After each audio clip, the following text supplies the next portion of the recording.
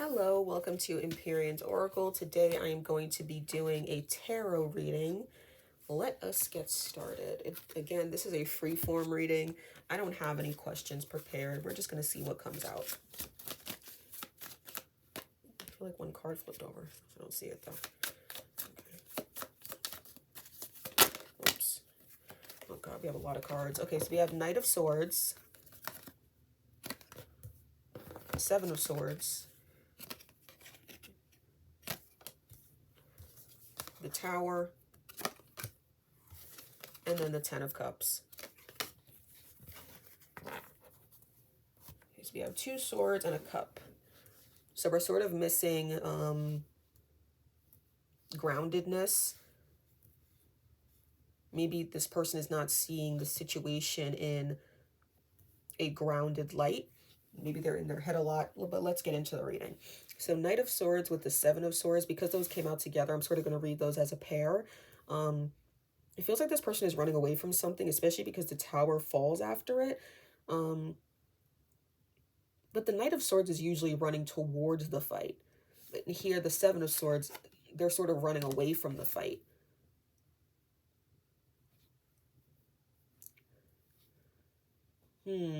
This could be the type of situation where someone is running into battle, not because they are focused on the battle and wanting to win the battle, but because there is almost like a separate battle outside that they can't win. So they're putting all of their energy into this more physical battle. Okay. Like, it almost reminds me of, like, you know, soldiers who obviously they go to war, but they have a lot going on at home. So some people may think that they're running from something and running into a whole nother battle, you know? So that's sort of what this feels like. And they're good at it. They're good at these sort of physical battles and using their words to achieve a particular aim. But I feel like they're only good at maybe acting on behalf of others. They're not really that great at doing things like that for themselves. Or maybe they are good at doing it for themselves, they just don't want to. It could also be that. Okay, and then with the Tower and the Ten of Cups,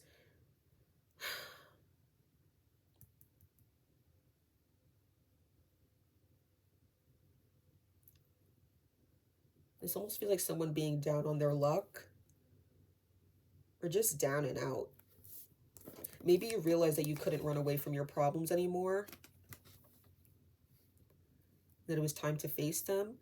Maybe a person encouraged you to stop running away from your problems.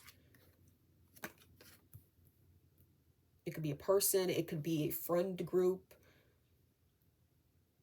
Any person or group that sees you in your humanity and allows you to be both amazing and annoying, and both pleasant and ridiculous. Like, any person who allows you to be all of those things and still loves you, they could have encouraged you to see that in yourself, and to not be afraid of those dark parts of yourself, because all the three preceding cards are very dark, and then this one is so beautiful, right? But it has all the colors of the rainbow. It has the lighter cards and the darker cards. So it feels like this person or this group allows you to be everything, and they still love you.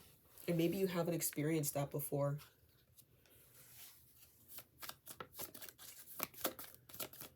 Let me get another tarot deck out here.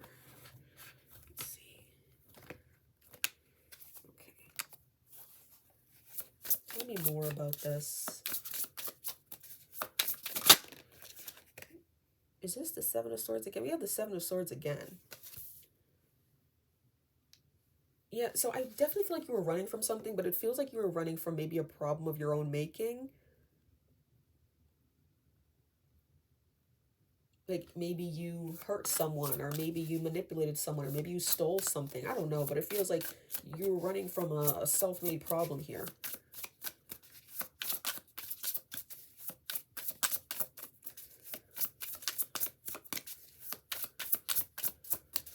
It's weird because after the Tower, I thought, okay, this person is going to face their problems now.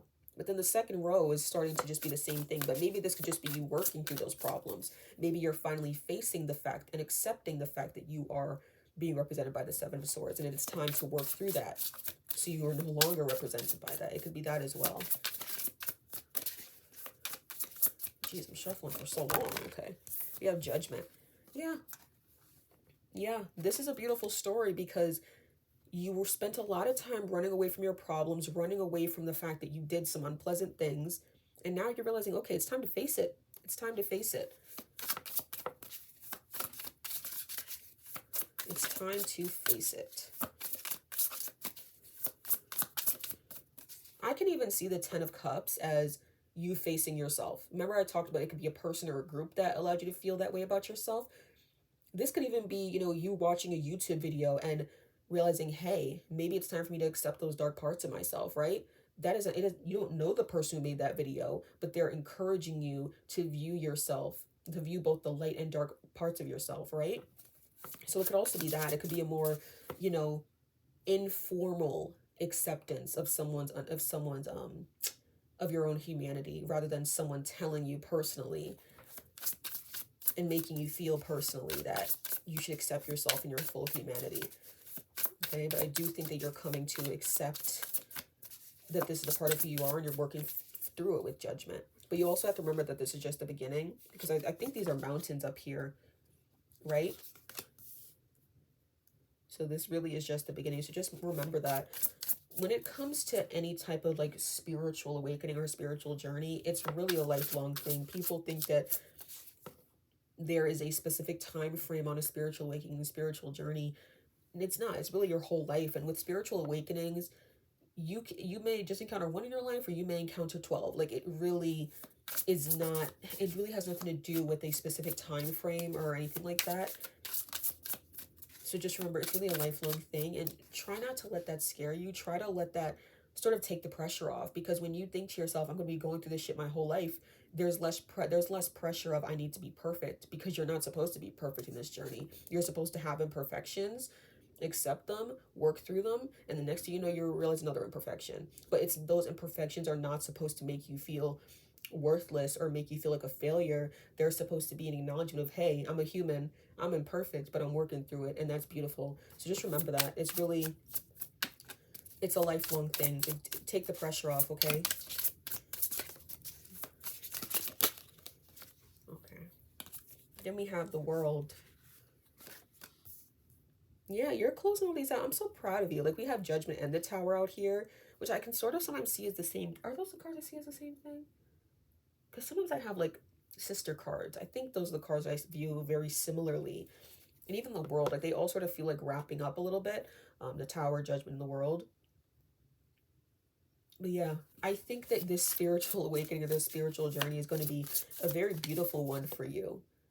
It's going to be eye-opening, and I think you're finally going to see yourself clearly. I think for so long, you've put so much pressure on yourself to be perfect. That's why, you know, you created a perfect recipe to run away from your problems, because you're so used to wanting to be perfect. But I think that now you're going to start realizing, hey, I don't have to be perfect. It's just important for me to learn the lessons. And if that takes a year or 10 years, at least I will have learned it, right? So you don't have to keep repeating the same cycle.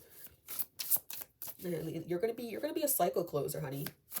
You might even be like a curse breaker or something, if you realize that maybe there are certain traits of yours that you developed from your family. Maybe this is going to be like also like a generational curse breaker sort of situation. We have Strength. Okay, so now we're just getting major arcana after major arcana here. Yeah, you're going to have the strength to finally face what has been ailing you, is what this feels like, okay? What do they need to work on, Spirit? What do they need to work on?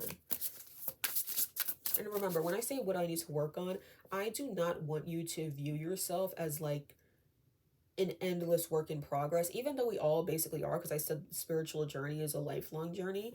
I don't want you to be so focused on the fact that you're a work in progress that you start to undermine your own humanity again, and just in a different way. You understand what I'm saying? So yes, we're all works in progress, but do not make that the focal point of your life. That's sort of just something that's supposed to be in the background, okay?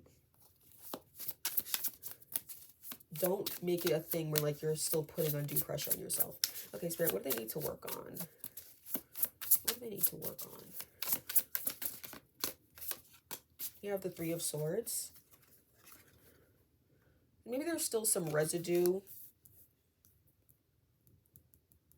Like, remember when I said you are known to run from your problems? Maybe it's time for you to dig into why that is. The Three of Swords could also be representing maybe you being more comfortable with constructive criticism, and also understanding that there are some people who you do not need to take constructive or non-constructive criticism from, or just regular criticism. You know what I mean? Like, not everyone has good intention, so just pay attention to that. If someone has something to say to you, even if there's someone you don't like as much, if you think there's a kernel of truth in what they're saying, take that kernel of truth and throw the rest out. Okay? Do not allow other people to tell you who you are unless they are a trusted person who you know has your best interest at heart. Okay? Okay, we have the Eight of Wands. Okay, we're still on the line about what can they work on. Let's get some more. I think this is still about like the rushing, because we started the spread out rushing with the Knight of Swords, and now Eight of Wands also sort of feels like that. So yeah, make sure that you don't see your spiritual journey as sort of like a battle, where it's you against this group or you against yourself. It's not like that. It's really just about integrating the light and dark aspects of yourself and the light and dark aspects of the world with the light and dark aspects of yourself. That's really what it is. It's not supposed to feel like an endless fight. It's not supposed to make you feel like you're rushing or that you're behind in life or anything like that. Okay.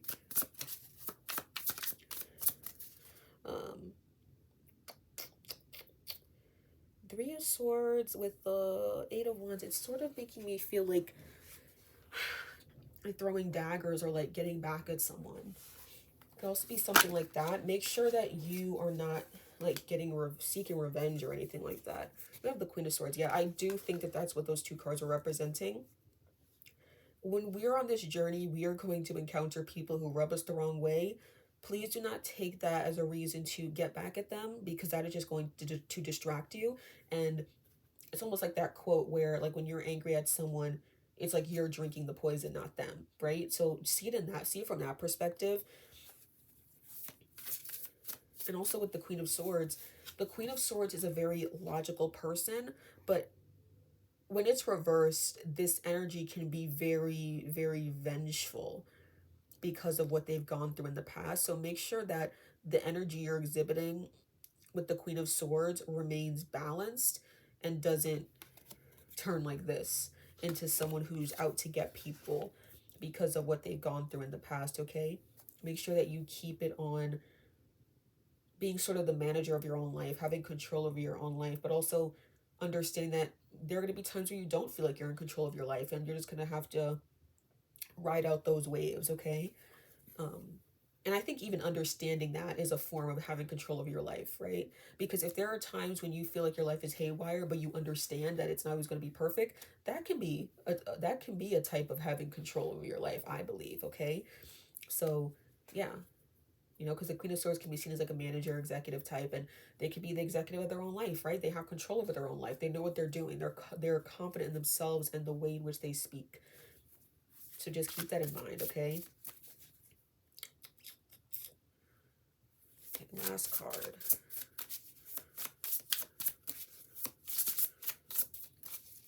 I think there could also be something about you being afraid of sharing certain parts of yourself with other people. Maybe you come off as cold to avoid getting hurt, which is understandable. I don't think it's an entirely bad thing, because for some people, it is very easy for them to give their light out to other people who really shouldn't get it. So it isn't an entirely bad thing for you to be that way, but just make sure that you are allowing your light to seep through and touch other people who are going to hold it and be grateful for it. Don't just be cold to everyone, including the people who love you, okay? It's important at times for that love and that light to come out and show itself. We have the Hanged Man.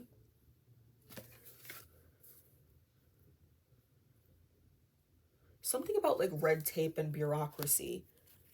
And it's interesting because it came next to the Queen of Swords, which is, like I said before, can be considered a manager or an executive. If you are like the head of something and you are very, very concerned about, the bureaucracy of it and the red tape of it, and it's just annoying you, try not to get bogged down by that. even though it's going to obviously present difficulties, make sure that you're not like waking up in the morning just pissed off at the work that you're doing because of all the bureaucracy and red tape that's involved. Um, because I think that sometimes that can make it difficult for you to do your job as well as you can do it. So, yeah, just be mindful of that, okay? And another thing is that there can be a way for you to sort of combat that red tape, using your strength. Because I'm just looking at the color of this lion, and the red tape, the colors are very very similar, and it's also kind of similar to the colors and like the Three of Swords and stuff. So even though the red tape can make it difficult for you to do your job, and it can even make you question the job that you're doing entirely, there is a way for you to still be, how do I say this?